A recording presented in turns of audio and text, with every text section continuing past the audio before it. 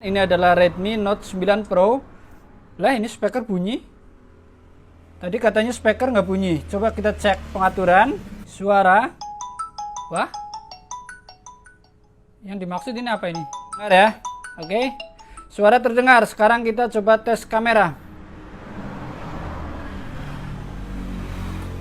Dan kamera hanya blank hitam seperti ini. Coba kamera depan.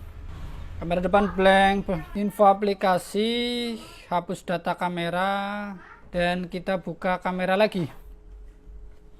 Izinkan. Oke. Dan hasilnya masih sama. Kameranya blank hitam seperti ini ya. Coba kita tes. Aduh, kamera depan. Oh, kalau kamera depan bisa. Halo. Hai. Kamera depan bisa. Waduh, rambutnya acak-acakan. Kamera belakang tidak bisa. Ya, jadi kamera depan bisa, kamera belakang tidak bisa. Kartu SIM 2 tidak terbaca. Coba kita cek. Kita coba di SIM 1 dulu. SIM 1 kita pasang. Wow, ini SIM 1 juga tidak terbaca ya. SIM 1 tidak terbaca. Kita coba pindah ke SIM 2. Kita pindah ke SIM 2. Kita pasang. Tidak ada kartu SIM yang terbaca, baik SIM 1 maupun SIM 2. Ya, kita bolak-balik SIM 1 dan SIM 2 tidak ada yang terbaca. Sekarang coba kita pasang dua-duanya ini ya. SIM 1 dan SIM 2. SIM 1, SIM 2 kita pasang semua. Dan tetap tidak terbaca. Padahal versi pita basis ada, tetapi kartunya tidak mau terbaca. Kita cek IMEI. IMEI pun ada, tetapi kartu SIM tidak terbaca. Kenapa ini? Dari keterangan itu SIM 1 ya, SIM 2 yang tidak terbaca, tapi ini ternyata dua-duanya tidak mau terbaca. Oke, langsung saja ini. Jadi yang kami temukan adalah kameranya blank hitam, kemudian kartu SIM tidak terbaca, baik SIM 1 maupun SIM 2.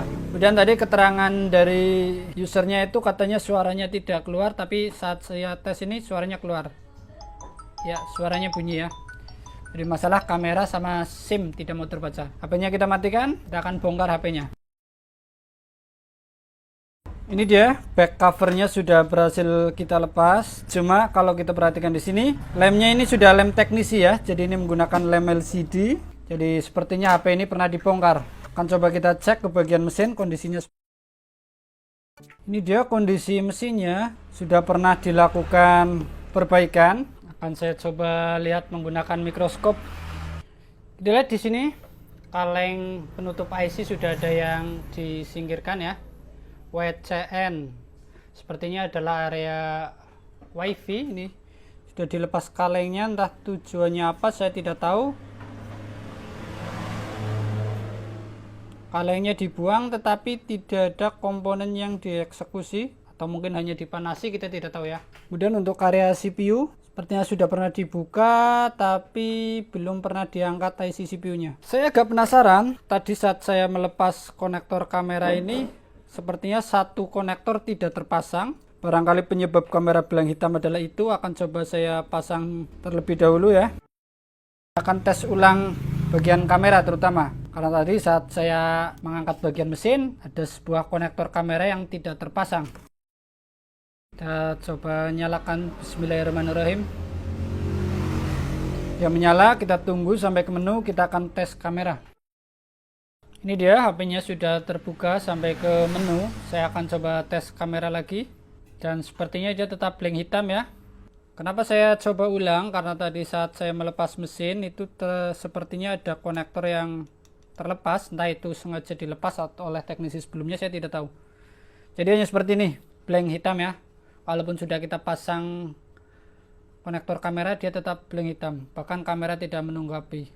Speaker yang katanya nggak bunyi, ternyata dia bunyi. Oh, dia udah mati.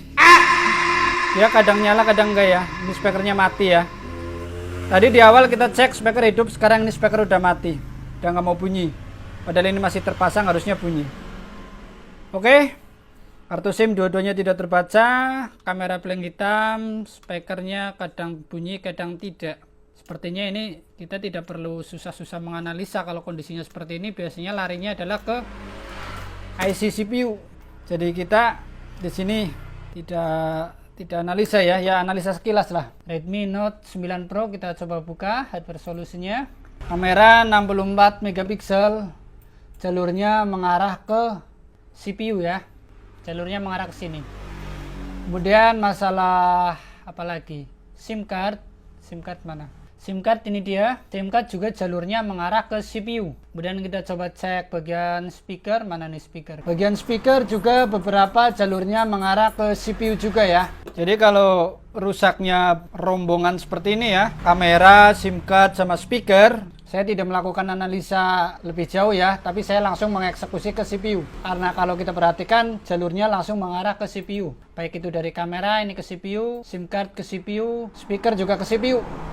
Jadi saya akan langsung mengeksekusi IC CPU. Kita cek, CPU-nya menggunakan SM7125. Apakah saya punya cetakannya? Kita cek dulu. Kita punya ini ya, cetakan SM7125.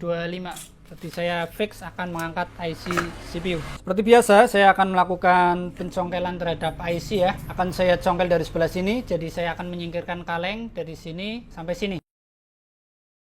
Ini dia sebagian kaleng CPU sudah kita singkirkan, jadi saya akan melakukan pencongkelan dari sini ya. Jadi enggak semua kaleng kita buang, tapi hanya sedikit saja. Berikutnya saya akan tutupi ini IC UFS, jadi saya gunakan kaleng yang baliknya ada thermal pad-nya ya. Jadi kaleng dan thermal pad kita letakkan di atas UFS supaya IC UFS-nya tidak kepanasan. Nampaknya seperti ini ya. Ini ada kaleng, di baliknya ada thermal pad. Kita akan lanjut dengan pembersihan lem IC. Kita gunakan blower, settingan panas 220, anginnya 110.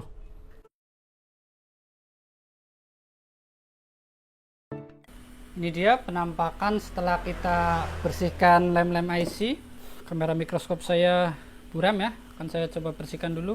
Selanjutnya saya akan lakukan pengangkatan IC dengan cara dicongkel ya dari sini ya. Kita masukkan plat, kemudian kita congkel IC. Namun di sini saya tidak menggunakan mikroskop karena cukup mengganggu ya. Blowernya terbentur mikroskop. Jadi saya putuskan tidak menggunakan mikroskop.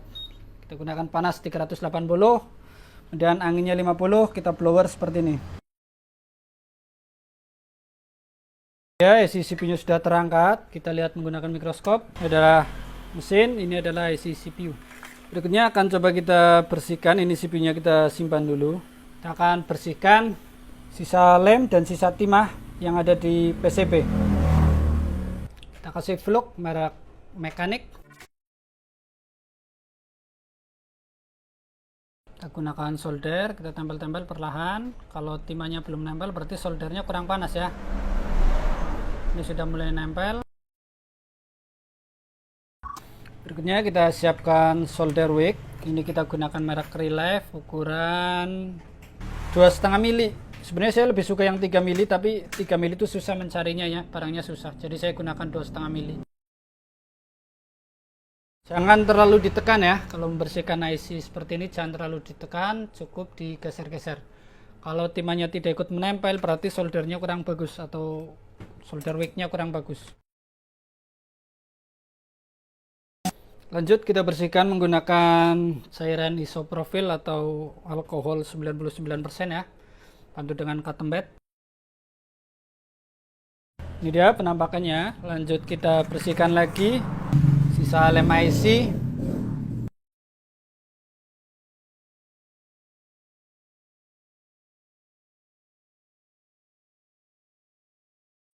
Ini dia hasil akhir setelah kita bersihkan mesin ya. Ini mesinnya akan kita singkirkan. Kita melanjutkan dengan pembersihan IC CPU. Dia kondisi IC CPU-nya. Kita akan coba gunakan blower settingan panas 220, anginnya 110.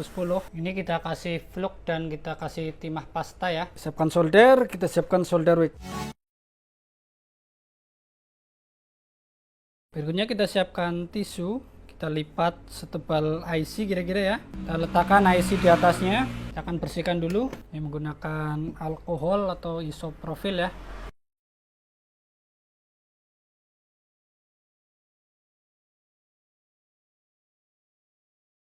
Ini dia pembersihan IC, saya rasa sudah cukup. Lanjut dengan proses pencetakan IC. Kita siapkan timah pasta di atas IC seperti ini ya. Kita bisa ratakan dengan jari. Lanjut kita ratakan dengan tisu dan kita akan panaskan menggunakan blower. Settingan panasnya adalah 380, kemudian anginnya 50. Terlihat bagian tengah timahnya agak lebih menonjol, akan kita ratakan dulu menggunakan pisau. Tambahkan timah pasta lagi, kita ratakan.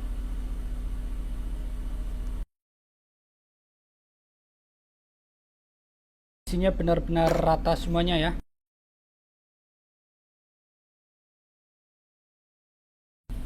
Saya rasa sudah rata, tinggal kita panaskan sekali lagi dan siap untuk kita lepas dari cetakan IC.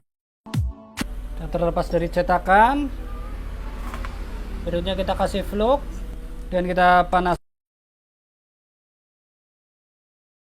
Ini dia hasil akhir setelah kita lakukan pembersihan dan pencetakan IC ya. Jadi saya rasa ini kaki-kakinya sudah rata ya, sudah siap untuk kita pasang ke mesin. Kita kembali siapkan mesin, kita kembali tutupi IC UFS ya supaya dia tidak panasan. Berikutnya kita presisikan posisi IC seperti ini ya. Jadi harus kita presisikan. Saya rasa ini udah presisi. Kita singkirkan mikroskop, kita blower perlahan, settingan panas 380, anginnya 50.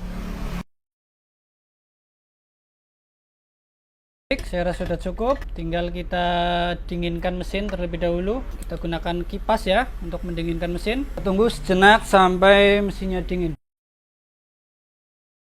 Mesinnya dirasa cukup dingin ya. Kita siapkan power supply, kita nyalakan, setting voltase di 4 volt. Kita hubungkan konektor baterai, dia tidak ada konsumsi arus, artinya tidak konslet. Coba kita tekan tombol power, dia naik sampai 0,2 kemudian turun. Kita akan coba tes nyalakan dulu. Ini konektor kamera belum kita pasang, apakah dia masih mau menyala atau tidak karena kita melepas IC CPU. Kita tekan tombol power, bismillahirrahmanirrahim.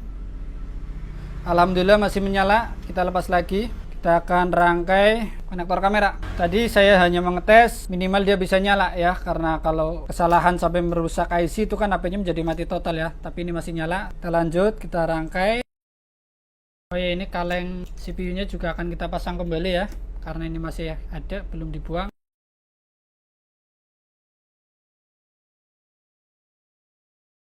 Ini dia, kita sudah pasang beberapa baut terlebih dahulu ya, jadi belum semuanya kita pasang. Kita akan tes dulu, nyalakan. Kita tekan tombol power, bismillahirrahmanirrahim. Bergetar, muncul logo Redmi. Kita tunggu dia bisa sampai ke menu. Ini dia, HP-nya sudah menyala sampai ke menu. Akan langsung saya coba buka kamera. Bismillahirrahmanirrahim. Izinkan dan mantap. Sudah bisa terbuka kameranya, bos. Oi. Semua lensa bisa dipakai. Ini kamera utama belakang, coba kamera depan. Halo. Kamera depan terbuka, kembali ke kamera belakang. Coba saya foto obeng. Dia bisa nyimpen nggak? Bisa dong. Jadi itu, saya ulangi, ini kameranya sudah bisa ya. Buat foto juga sudah ada hasilnya. Baik kamera utama, kamera zoom, kamera wide, dan kamera depan. Itu sudah bisa dibuka semuanya. Lanjut kita tes suara. Tadi suara sempat tidak berbunyi ya. Kita cek lagi suara. Ya, dia berbunyi.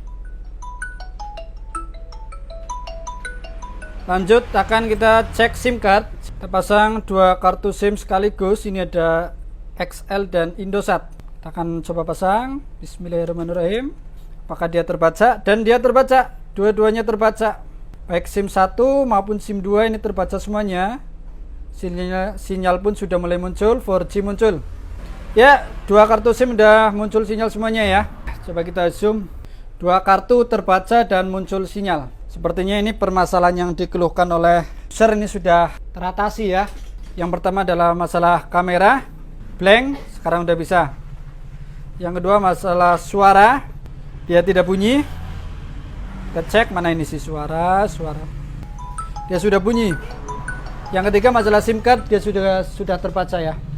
Jadi saya rasa permasalahan ini sudah selesai, tinggal nanti kita lanjut tes fungsi yang lain. Karena kalau kita eksekusi CPU, semua fungsi harus kita tes ya. Kesimpulan dari video ini adalah saya kembali memperbaiki IC SoC sistem on chip atau sering disebutnya CPU. Kenapa saya mengarah ke CPU ya? Karena dari awal kita sudah kasih lihat ya. Contohnya ini, kamera. Kameranya itu terhubung atau diperintah langsung oleh CPU. Kemudian SIM card juga terhubung ke CPU.